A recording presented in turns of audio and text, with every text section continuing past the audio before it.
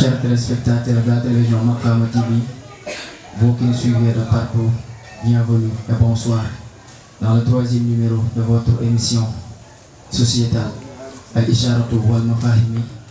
que vous présente la lumière de la planète Makrama TV. Aujourd'hui, nous allons parler d'actualité des élections présidentielles au Sénégal, bien évidemment. Et pour cela, notre thème est interrogatif. Le Sénégal d'hier ou de demain? Une interrogation que nous allons essayer de développer avec nos chers invités ici présents, que sont M. Moustapha Diouf et M. Alioune Mbodj. Donc sans plus tarder, nous allons entrer dans le vif du sujet. Bokki jullit yi, bokki taalibe yi, bokk yi topp seen télévision Makrama TV, ñu leen di dalal ci seen ñetteelu jotaay bu seen émission Al-Isharatu wal Mafahimi. Tey ñu fas yéene waxtaane xew-xew mu mel ni ko xew-xew ci jamono ji ñu toll rek, wax élection yi nga xamante ni ñu ngi koy waajal incha allah dibéer. ñu bëgg cee waxtaan ak sunu gan ñi nga xamante ni ñoom lañu dalal tey Serigne Moustapha Diouf ak Serigne Alioune Mbodj. ñu fas yéene waxtaan ak ñoom ci li nga xamante ni lañu dëgmal nga xam nan lañu war a taxawee, ndax Sénégalu démb lañu war a wëyal wala Sénégalu suba lañu war a samp. kon daanaka dañuy daal di dugg ci waxtaan wi, waaye laataa loolu rek ñu jox leen ñu daal di nuyoo ñu soog a tabbi ci waxtaan wi. Bismillah, c'est Moustapha. Merci Khalil Al-Mukarram. Je vous remercie de m'avoir invité sur ce plateau pour débattre sur les questions nationales, en l'occurrence le Sénégal d'hier ou d'aujourd'hui, qui est un thème très important et très actuel. Parce que vous savez bien que on est à 2 jours des élections présidentielles. Nous sommes à notre 11e présidentielle depuis son accession à l'indépendance. Je ne peux que vous remercier mon co-débatteur Alioune Mbodj, remercier la télévision Makrama TV et l'initiative qui a été prise pour débattre de toutes les questions, en fait, de reculer, de veiller à ce que l'ignorance soit reculée, parce que l'ennemi de la personne, l'ennemi numéro 1 de la personne, c'est l'ignorance. Merci. Je salue tous les téléspectateurs de Makrama TV et je vous remercie de l'invitation qui va nous permettre d'exprimer notre point de vue sur le sujet à traiter qui porte sur les présidentielles de 2019, l'impact sur le Sénégal d'hier ou de demain. Nous saluons tout le monde, à commencer par M. Ibrahim. Je salue aussi mon co-débatteur, M. Moustapha Diouf. Et nous prions à ce que ce débat puisse être bénéfique et puisse servir à conscientiser la conscience nationale de notre pays et en particulier de la jeunesse sénégalaise. Merci. jërëjëf sëñ Alioune Mbodj, mel ni dal gi itam am na solo. mu mel ni ñu ko waxee rek, ñu fas yéene waxtaane ci jongante yi nga xamante moom lañu dëgmal, waaye ñu fas yéene ko waxtaane ci nan lañu war a taxawee, ndax dañoo war a wëyal li fi ne woon wala dañoo war a jàll ci suba.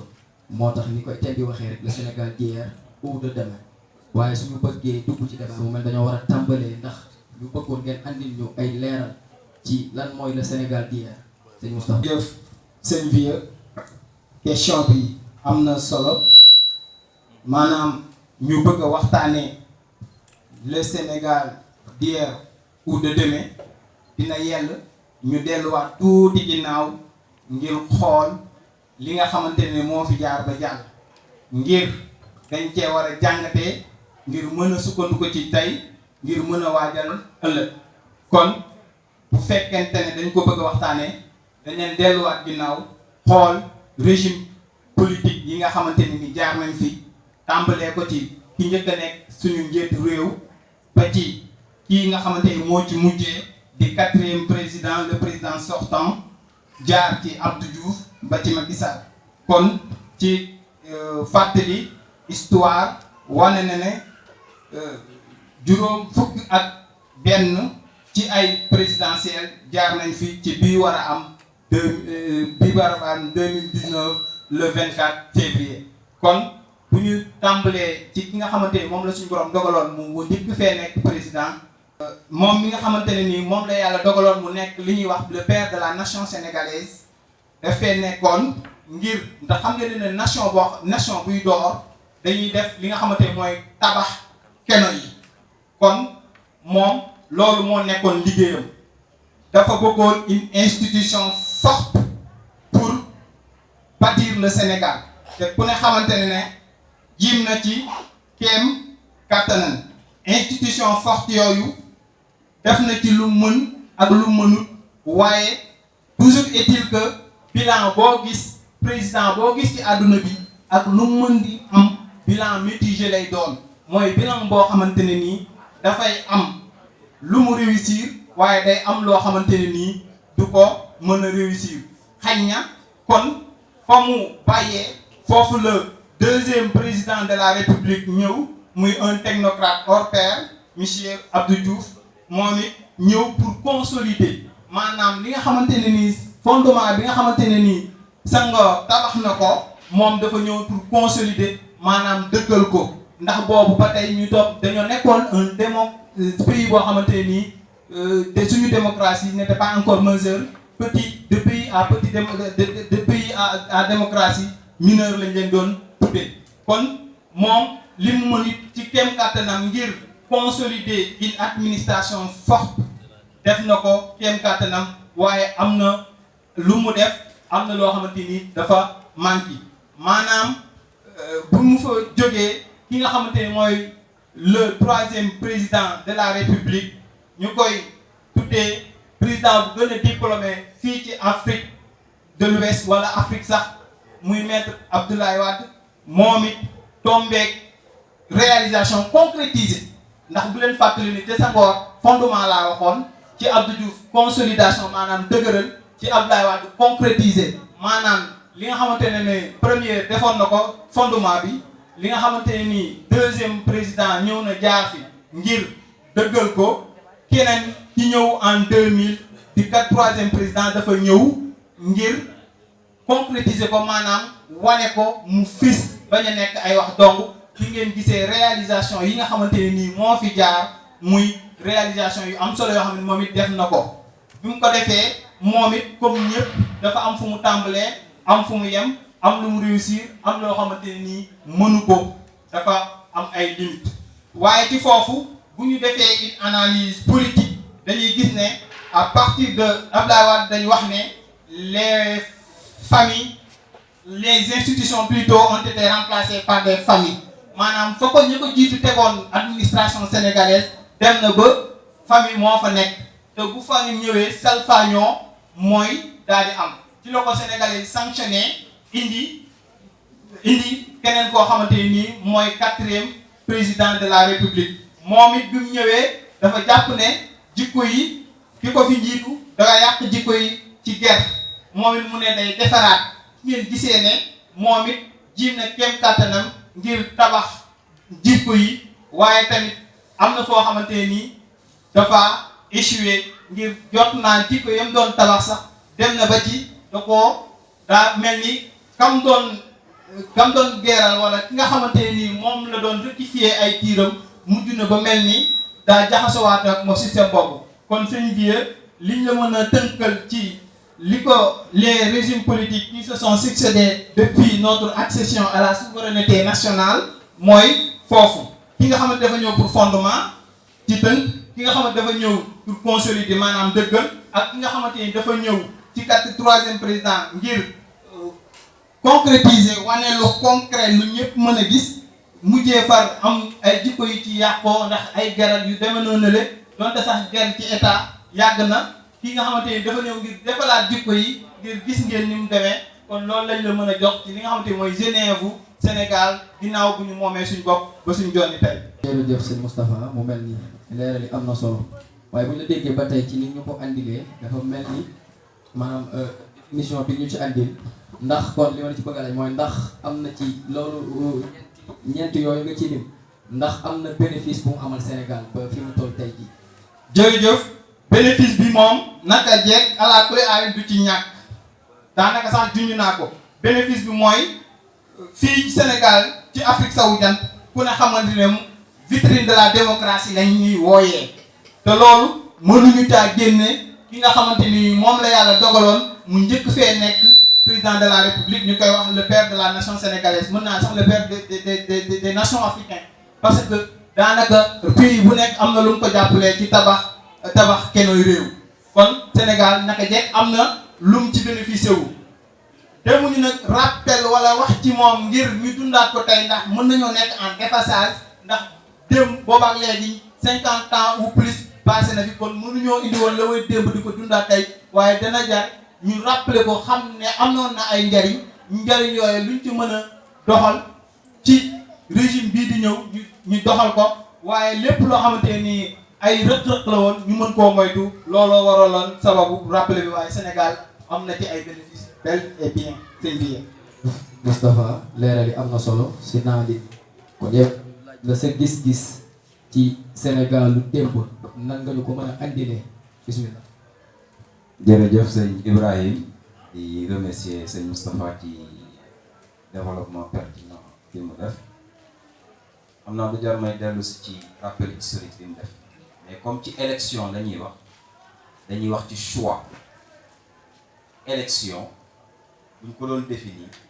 mooy Sénégal mooy jug di choisir koo xam ne da koy day nekk porteur de voix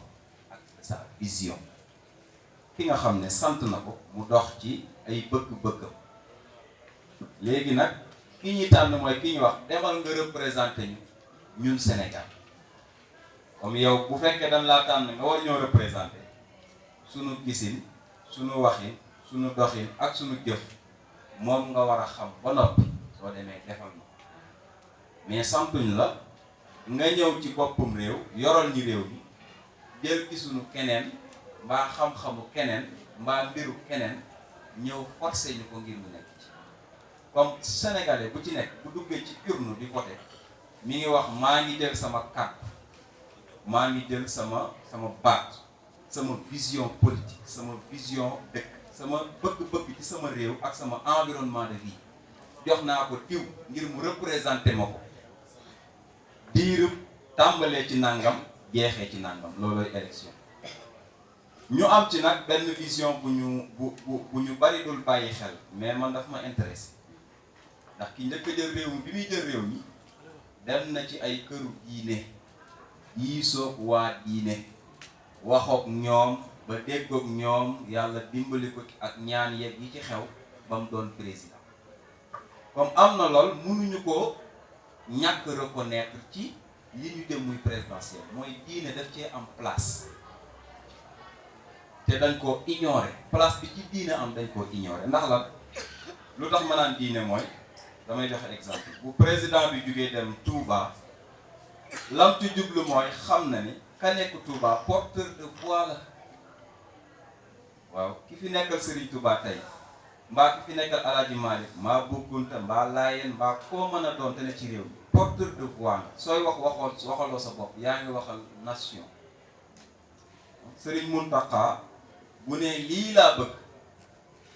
ñépp d'accord nañ ne képp kuy murit tey jëfe ndigal danga koy def du dëgg kooku booy dem di représenter nation bi gis-gisam ak xalaatam ak ay ndigalam dafa am solo nga recueillir ko xam sollicitation bi sénégalais yi am bëgg-bëgg nit ñi nga xam ko boo demee nga doxal loolu moo tax man sama gis-gis ci démb ci fii nu toll ak fii nu jëm mooy jamono ju ne dañuy nommer benn nit te ñun ñi ko nommer wanuñu ko aw yoon ba moom bu nu ko nommer mu jaarale ci yoon wi ne ko sant waaye li ci ëpp day mel ni dañuy nommer nit ki ci boppam wëlbatiku mu mel ni moom moo ñuy won ñun Sénégal yoon bu ñuy jaar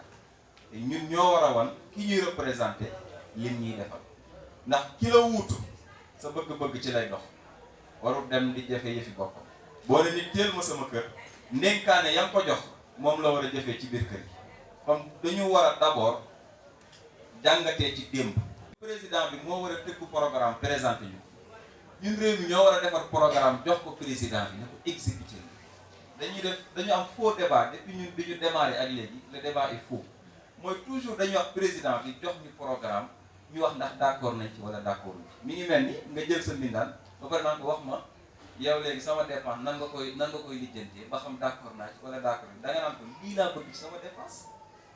moom mi nga xam ne moom yow lay liggéeyal moom mu def li nga xam ne moom nga ko sant mais ñun dañu faussé débat dañuy wax président bi jox ñu programme léegi nag li waroon moo ñu ne nañu woowi lépp képp kuy force vive de la nation nga ñëw participer ñu tëgg programme teg defar ko ba mu sotti daal ne ban candidat moo fas yéene bis bu falo ban ñu fee indil benn programme waaye programme bii ñu d'accord ñun état du Sénégal mu doxalal ñu ko loolu moo nekkoon première chose bi nga xam ne war nañ cee conscientiser Sénégal et depuis démb parce que dañuy fal rek bàyyi benn système nekk fi duñu solo donc li ma jàngat mooy ñun démb ba tey yeggaguñu ci maturité bu ñu may ñu tëggal suñu bopp suñu programme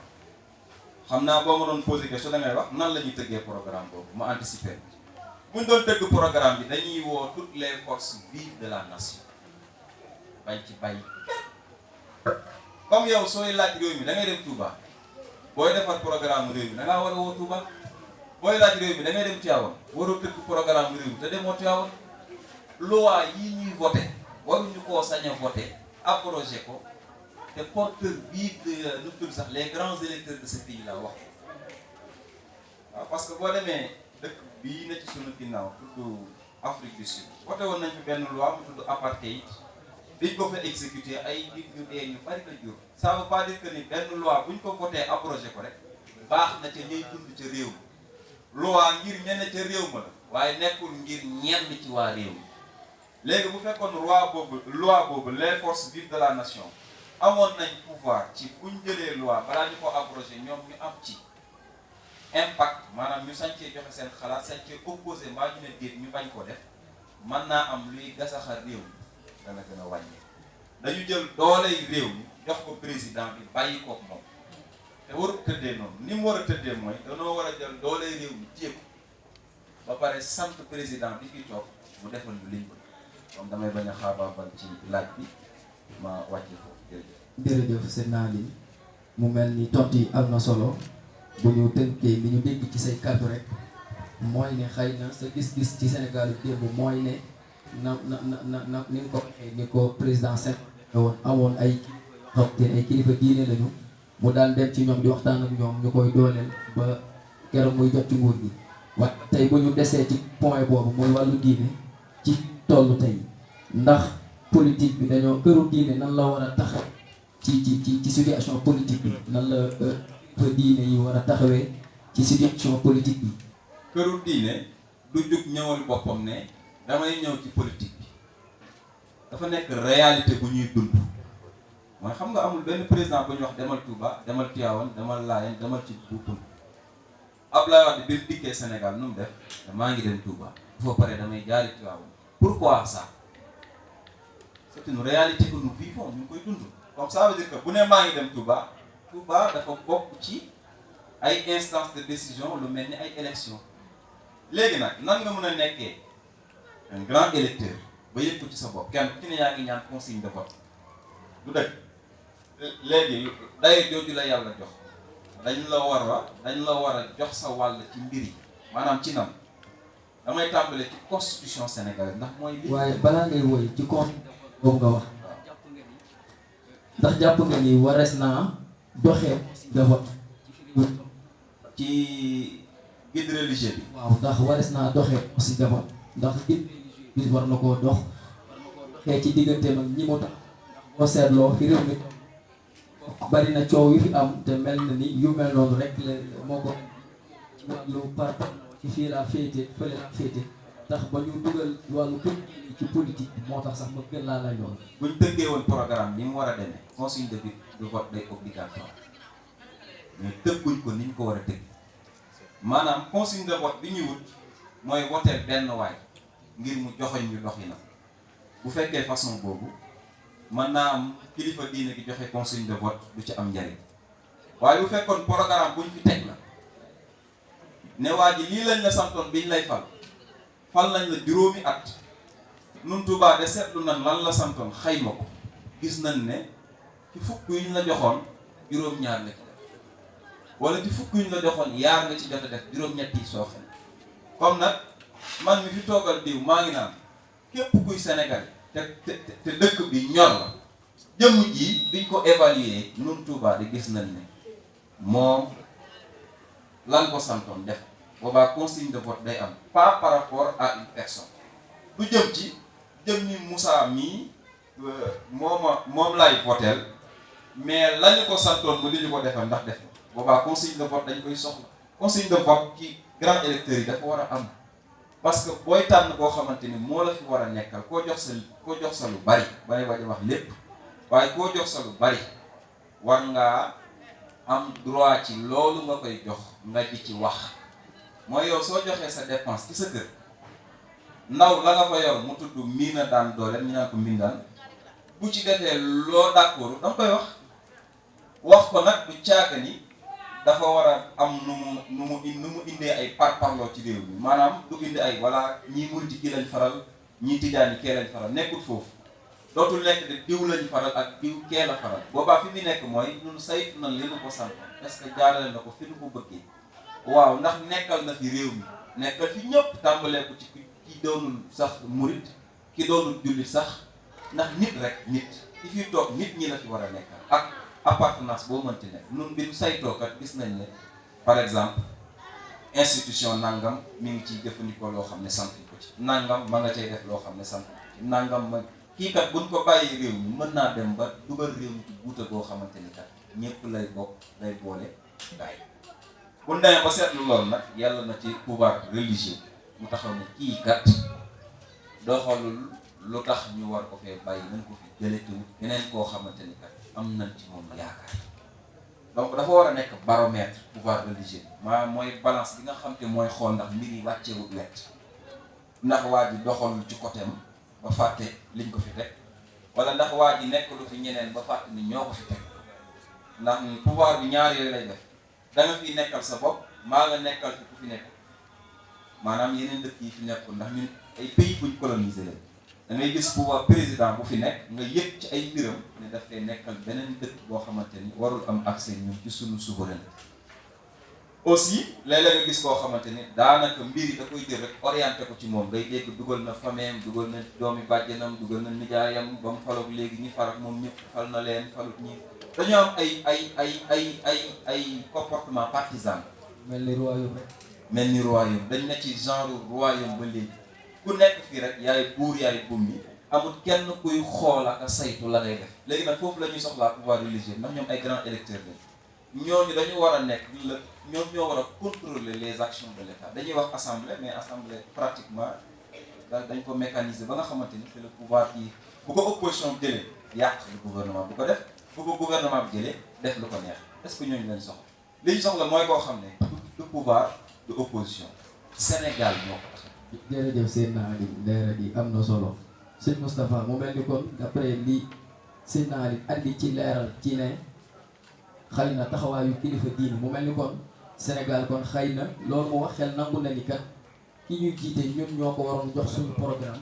ñoo ko waroon wax ne ko kat bëgg nañu nga doxal lii ak lii ak lii waaye mel ni kon xëy na amuñu ci loolu ndax xëy na ñoo koy fal mu def lu ko neex xëy na lor ñu wala boog leneen lu mu demee noonu est-ce que kon ñun sunu ndoorteel lañu faussé est-ce que kon ci sunu ndoorteel lañu faussé.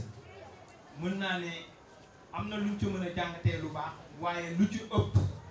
ñaanuñu yàlla li ñu dund ci ginnaaw régime ki nga xamante ne nii moom la ñuy ñaan suñu borom teg ko fi te muy mu gën ci Sénégalais yi ñaanuñu yàlla mu gën a yées ñi nga xamante ni ñoo fi jàll. kon maanaam bu ñu fekkente ne bëgg nañ lu gën a baax li nga xamante ni moo fi jàll bu ñu delloo ci baatu politique muy gérer les biens de la cité yaakaar naa ne kon damay ñëwaat rejoindre Mbodj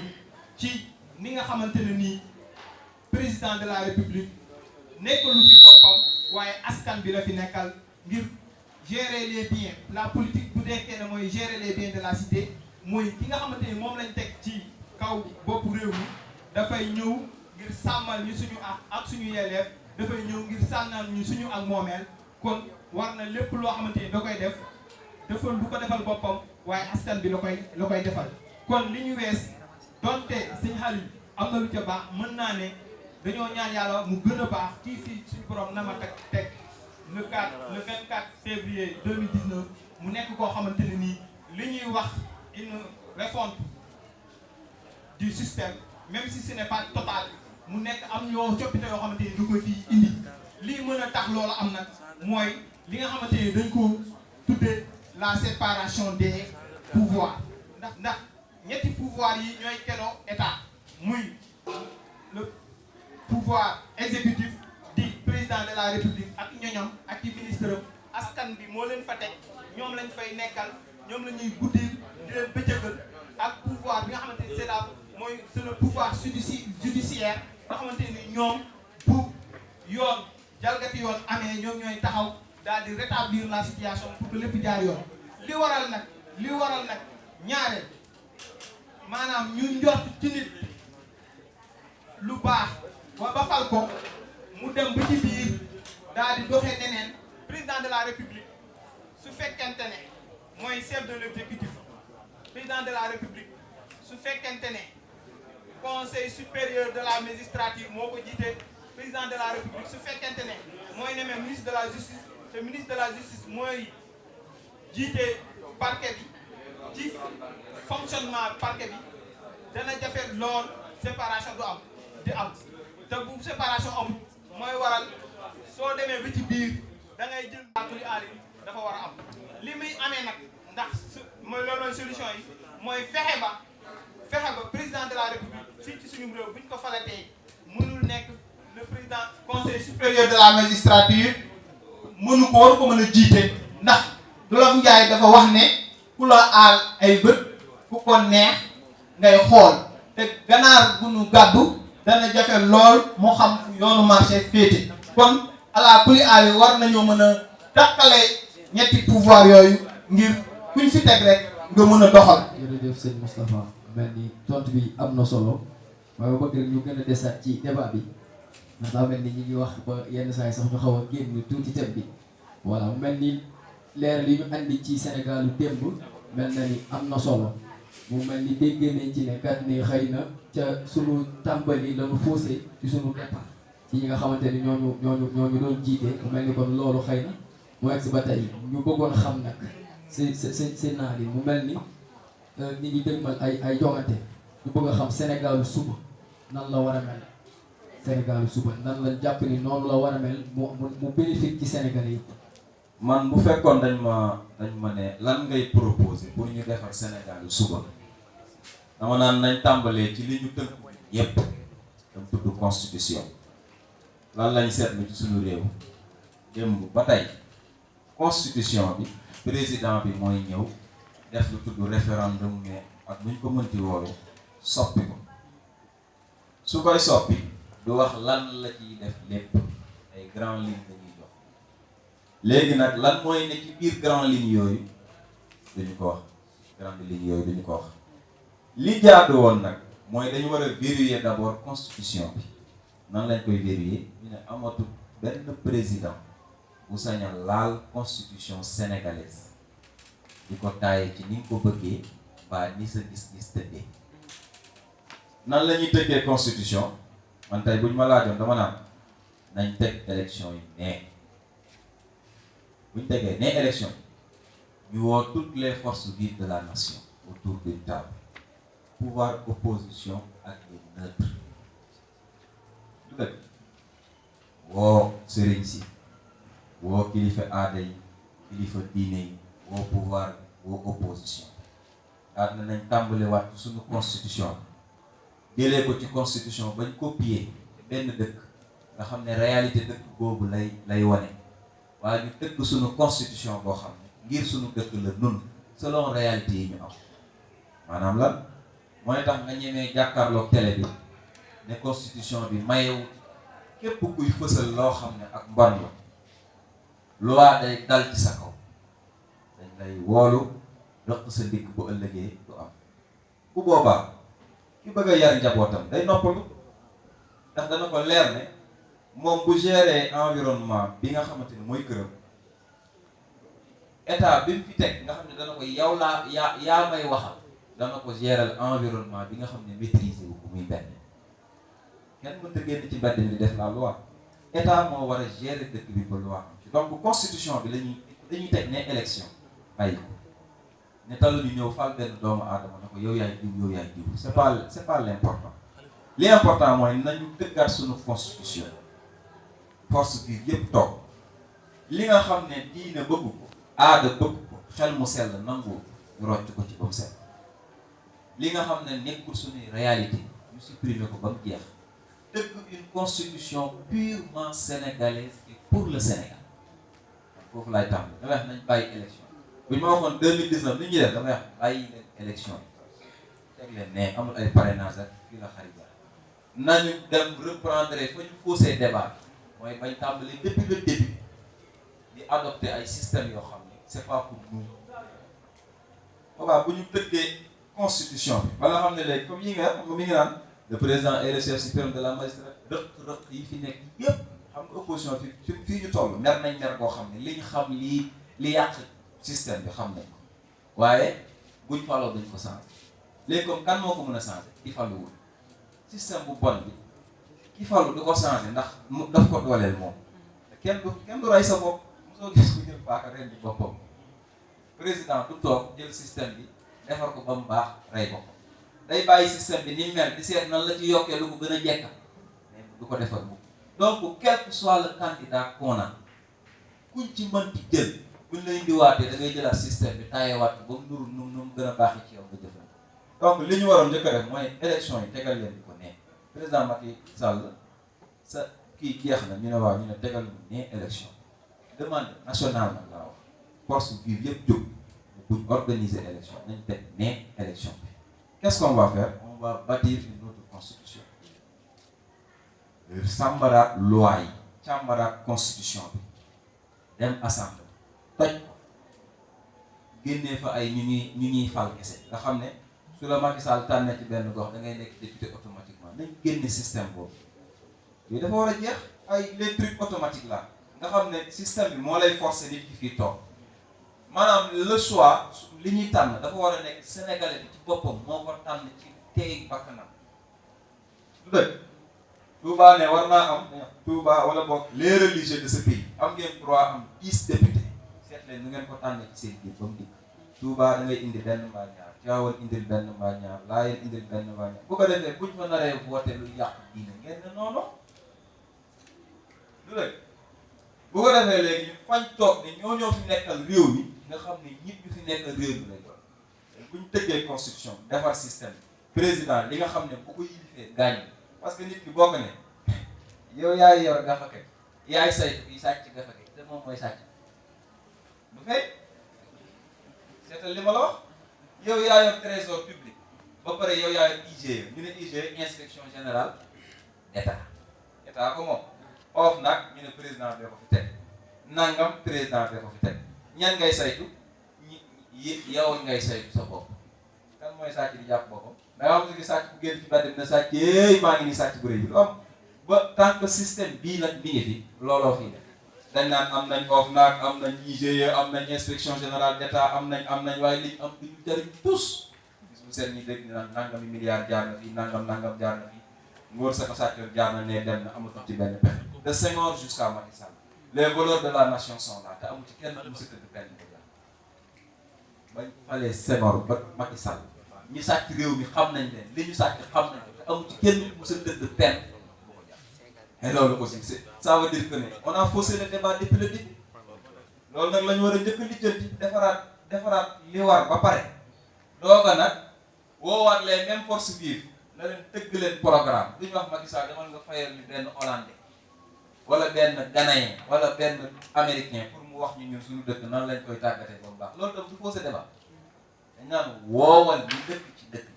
bi nga woo benn baykat mu ne la nun baykat yii de nangam ak nangam la ñuy daj ñun sàmm gi lii mooy suñu jafe-jafe lii lañ bëgg kenn ku ci nekk ñu interroger la ca xam-xam ba nga am. bu ñu waree fal ministre de l' agriculture waroon nañu fekk benn góor goo xam ne def na 40 ans d' agriculture ñu yokk xam-xamam teg ci bopp réew kooku du wax ci agriculture da koy xam dafa pratiquer ba tas doo ko ñëw ne léegi dama bëgg a defar mais nun day dem jël benn Aliou Mbodj boo xam ne ba mu juddoo ci ndeyam ak baay bi fi mu waxee mosalaal bopp ñu fal ko ministre de l' agriculture xamul les réalités de l' agriculture il ne sait pas les réalités du moment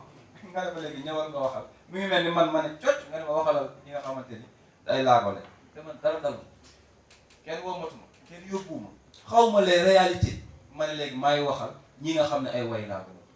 c'est un débat faux dañu sekk Sénégal dañu ko tàmbali sur un débat faux dañu war a jël Sénégal teg ko sur des normes yoo xamante ni ñëpp ci yëg seen bopp il faut un Sénégal pour le Sénégal et non un Sénégal pour des personnes qu'on ne connaît pas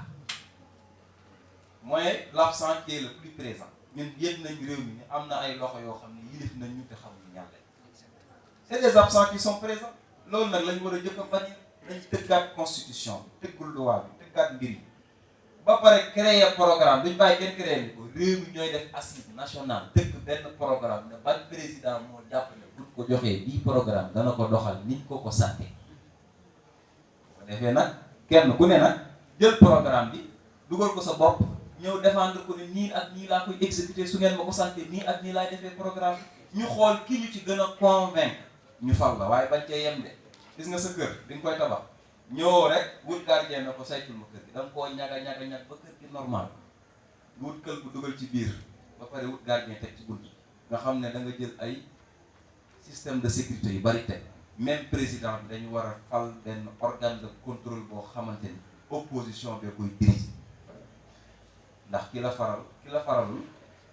yàqamti na nga am problème ba mu siiwal buñ jëloon organe de contrôle bu mel ni OFNAC jox ko opposition mu dugg ci pouvoir bii ministre bu sàcc xaalis xam nga dana la jébaane ba réew mi xam ne jàpp na ba pare mu am doole bi ñu ko joxee procureur mu woola ne la opposition bi nee nañ parce que loolu lay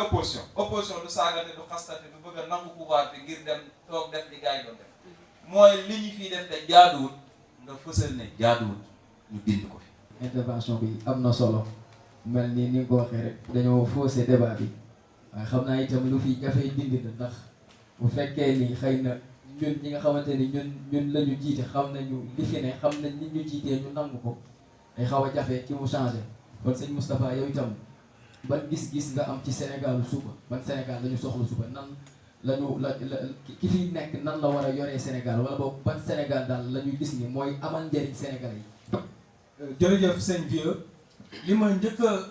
gis-gis bu ma njëkk a am ci Sénégal de demain mooy il faut que buumu njaam gi tàgg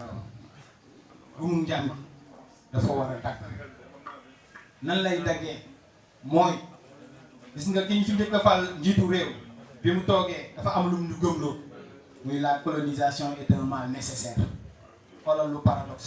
paradoxal loolu comment la ne c'est un mal ba ci yàgg nga ne c'est nécessaire maanaam ñun mënuñoo soqaluku ñun waa Afrique tant que ubbeekoo ñu extérieur d'accord na ci benn fànn ubbeeku dafa war a am mais day fekk nga enraciné wu ba pare boo enraciné woo ci say ay valeur naka jekk ubbeeku dafa war a mën a am mais ubbeeku ci intérêt réew yeneen réew yi ñu ñëw ndax bu ñu taxawee dafay ab taxaw seetlu benn historien bu ñuy wax Jean Jaurès Canal di historien français dafa wax ne jusqu'au XVIe siècle l'Afrique était plus développée que l'Europe. Comment se fait-il que la tendance s'est renversée? te kooku mën nañoo gëm waxam boobu ngir moom français la bu doon africain moo ko wax mu danaan dafa wax xëcc jëmale ci boppam waaye bu fekkente ne français benn historien français moo wax ne ba 16e siècle Afrique moo gënoon a développé Europe comme dañ li question bi ñuy laaj suñu bopp mooy naka la ñu def ba Europe daal di mujjee jël raw gàddu bi mooy dañu exploitation bi nag mi ngi tàmbalee ci ñu ñëw ne dañuy jàngal civilisation ndax Afrique n'est pas civilisée bu ñëwee indi seeni pakoti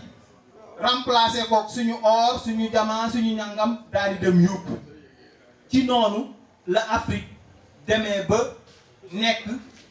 maanaam ci ay pauvreté boo xamante ne ak dépendance totale plutôt ñu dem ba ci biir ñu ne dañoo bëgg suñu indépendance ñu ne ñu bu ngeen ko bëggee jël leen ko waaye ñu jaaraat ci yeneen contournement fexe ba indépendance boobu ne que de nom autour rek la léegi nu ñuy def kon ba fippu moom suñu bopp ci noot boobu nga xamante ni tubaab bi mi ngi ñuy noot ci loo xamante ne nii ndax tey mën nga déglu benn candidat mu ne la développement Sénégal toll na fii te développement boobu boo ko càmbaree ci biir nekk qu'un développement extraverti mooy développement boo xamante ne nii la ca ëpp solo day jógee Sénégal dem Europe dem France wala yooyu bu dee 50% la ñun 5% rek lañ ciy am li ci des yëpp 95% yi ci des yëpp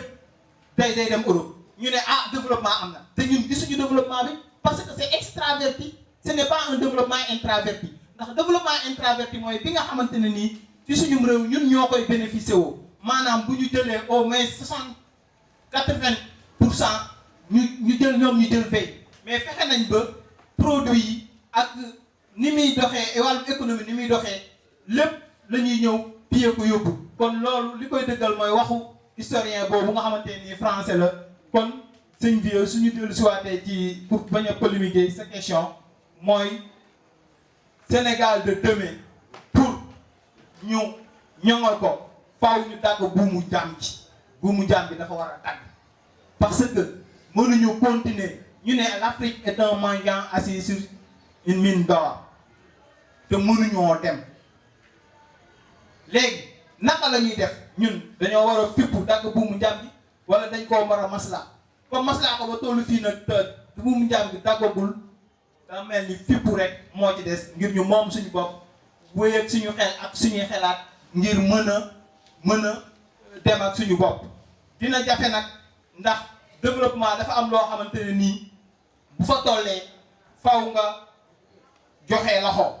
ndax dañuy wax ne développement durable mooy li nga xamante ne nii préserver ressources naturelles yi pour la génération actuelle et pour la génération future looloo mën a tax mu durable te ñun amuñu les moyens pour exploiter ce qu'on a kon naka la ñuy def xanaa fexe ba ki nga xamante ne nii moom la fi sunu Sénégalais yi nar a teg ci élection yi ñu dëngal suñu borom dimbali ko bu ñëwee mu xam ne Sénégalais yee ko fal te moom la fi nekkal te dafa war a fexe ba li laay wa rasul yi li ñuy am ressources yi ñu Sénégalais yi gën cee gis seen bopp que nasaraan bi donte c'est mal donte c'est nécessaire ñu équilibrer li nga xamante ni moom la ñuy am buñ mënta am genn lu ëpp genn wàll bi tamit bu France jëlee par exemple 50 ci li ñuy am ñun ñu jël 50 au moins suñ ko defee noonu dina kii mais jël lépp jébbal ko muy diriger de façon implicite vraiment loolu rek moo ñu miine te loolu rek moo tax ñu tere avancer kon maa ngi tudd tey déglu. jërëjëf sëñ Moustapha bu mel ni balaa ñu wéy rek ñu dalal sëñ Moussa Cissé ci jotaay bi moom bu defee mu nuyoo daanaka xëy na itam am message bu mu lancé waale laataa ñuy tëj émission bi bismillah. salaamaaleykum wa rahmatullahi taala wa barakaatu. maa ngi leen di nuyu sama naataango yi fekk plateau bi di présenté wu samay excuse retard bi j'étais un peu pris là. Débat bi bon en fait bi ma ñëwee am naa ni moo si suivre lu tuuti rek bon de façon ramassée gis naa ngeen waxtaan ci Sénégal hier Sénégal de Bénin gis naa samay co-débatteur Moustapha Diouf vraiment ak Sinan Mbodj seen intervention am na solo defe naa argumenté li nañ ci ay leer yu am solo man comme fi ma ñëwee dafa xaw a naaj defe naa di des ci simili yi bëriwul li may wax rek mooy damay lancer un appel à tous les citoyens sénégalais ñoo xamante ne ñoo ngi ci jour ji mooy 2 ci élection yii ñoom élection présidentielle mooy woo Sénégal yëpp ñu dem voter massivement vote bi nag comme ni ko sëriñ bi di waxee à chaque fois jarul xeex jarul xuloo ku nekk ka nga nekk sa xol boo demee nañ ko voteel dellu sa kër ñibbi jarul sànnante jarul xasante jarul débat sénégalais yépp nañ dem voté ji ku nekk nga nekk sa xol nga dem voteel ala kuliyaan leen kii di diriger réew mi suñu borom tànn na ko ba pare te man damaa am yàqiit ne réew mu nekk te koy diriger day méngoog réew ma doo ji ay pataas di récolter ay pomme de terre réew mi ki ko yor day méngoog dëkk bi nañ ci bàyyi xel bu baax a baax bu nu bëggee nag njët lu baax dëkk bi lay defaraat ba pare ki ko war a yor moom du doon malien du doon ivoirien du doon guinéen sénégalais lay doon di koy sénégalais lay yor dañ ciy bàyyi xel bu baax a baax damay profité ndax dégg naa ci presse bi benn kilifa gu nawoon nag wax joo xamante ne man maanaam xaw na maa kii lool mag la nag waaye maa ngi doon dégg sax muy insister xale yi pour ñu taal seen i carte d'identité yi demee noonu xaw ma ba xam suñu ngeen ko si débat bi xaw ma waaye yooyu moom dem naa du wax loo xamante ne kilifa war na ko wax ndax réew mi moom buñ ko climatisé wut war nañu koo taal rawatina làkk say doom ca bitim réew ñëw di taal fi nga xam ne suñuy doomam fi nekk defe naa loolu moom nekkul wax ju yenu maanaam dëkk bi moom defe naa passé nañ débat yooyu sax ay taal yi kaar rek taal lakkee bus rek waa ñuy sànnante ay xeer kon loolu tamit ñu bàyyi ci xel boobu bu baax a baax a baax waaw ku nekk bu xëyee ne dem voté ji que suñu borom dogal mu nekk ci xolam mu voté ko dellu ci këram déglu ay résultats kon maa ngi ciy woo Sénégalais yépp waaw wasalaamaaleykum wa rahmatullahi taala wa barakaatu. njort nañ ni njariñul kese moo tënkoo ci débat bi di sant bu baax mboole seen équipe bu Makhama TV yëpp di ko ci jiital moom sëñ Mame Thierno Mbacke mi jiite liggéey bi ak mboole seen murid di ci nekk sëñ Cheikh Day Kirama sëñ Khalifa sëñ Papa Ndiaye sëñ Sarmana ci wàllu cadrage bi ak montage bi waaye di sant bu baax ñi nga xamante ni tey ñoo ñëwoon ngir waxtaane thème bi ku ci mel ni sëñ Moustapha Diouf sëñ Aline Mbodj ak sëñ Moussa Cissé ñoo ngi santaat bu baax a baax bu ko defee rek ñu yëkkati jotaay bi.